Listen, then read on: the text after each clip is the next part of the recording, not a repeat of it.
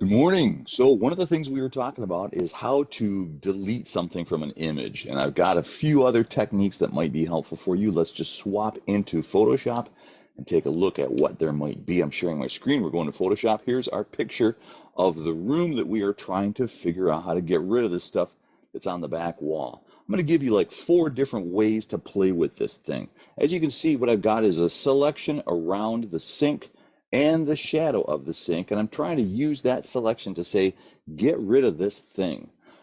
One way to do that is to go to File, Fill, or sorry, not File, Edit, Fill, Edit, Fill. Hello, Fill. And there's a content aware option right there.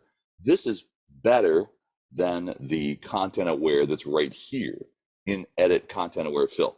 I like the one inside Fill better because it gives you a little more control and it does a better job of doing this. So let me show you what happens when you say, yeah, go ahead and do that.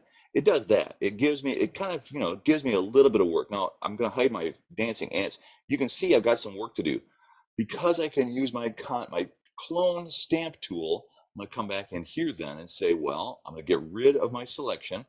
There's my selection. I'm going to get rid of that deselect, Command D, and then I'm going to use my clone stamp tool, Option. So when you hold down the Option key, it gets the target. Paint with this part of the photograph. Come over here and paint with that.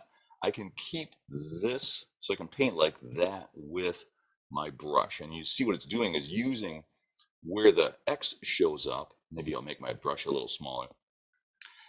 Use that where the X shows up and says this part right here, where the X, that little plus sign, that says that's what you're painting with, and this is where you're painting with the brush tool. You can use your bracket keys to enlarge or shrink your brush.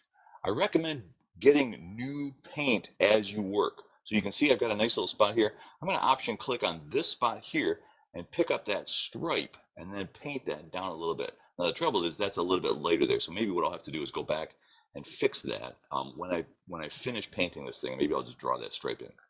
So that's one way to do that, is to use the clone stamp tool and the generator or the content aware fill.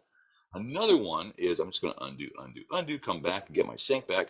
I've drawn that shape around that sink and given it kind of also got the shadow just so it knows, well, how much should I put in there? I want to just show you there's a new thing in Photoshop, generative fill, right there under content aware fill. And I have yet to have this work for me. And I guess it makes me happy because I think I would rather have human beings making the decision about what we're going to put there than letting the computer just go, oh, how about this? What about this random thing? This is powerful tools, but you have very little control over what it does. You can say remove object and give me and leave wall blank. You can say that, but it won't do it.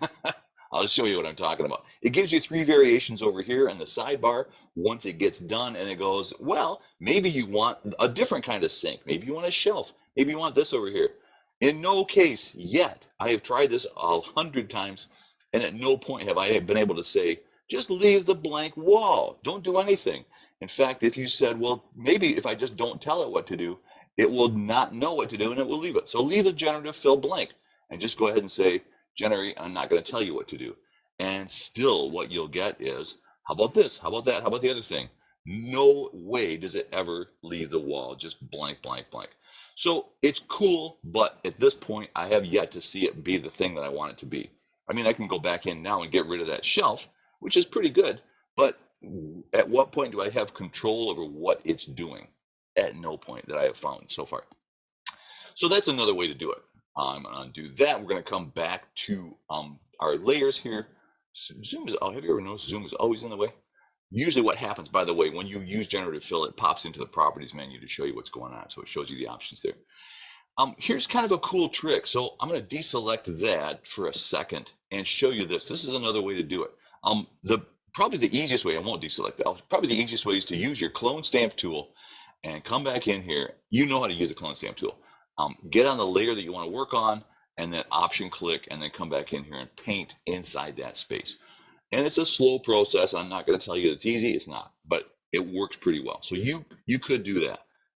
But another way to do it is to come back and just go, I want this entire wall blank. What if I just make my own wall? So here, I just want to show you this.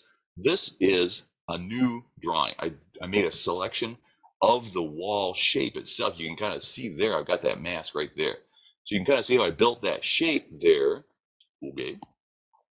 And then painted inside of it. I used the gradient tool right here that gives you a chance to draw gradients. By the way, if you draw with a gradient, make sure you come up here first and make sure that you're in the basics and that you are choosing to use the gradient that you want to use.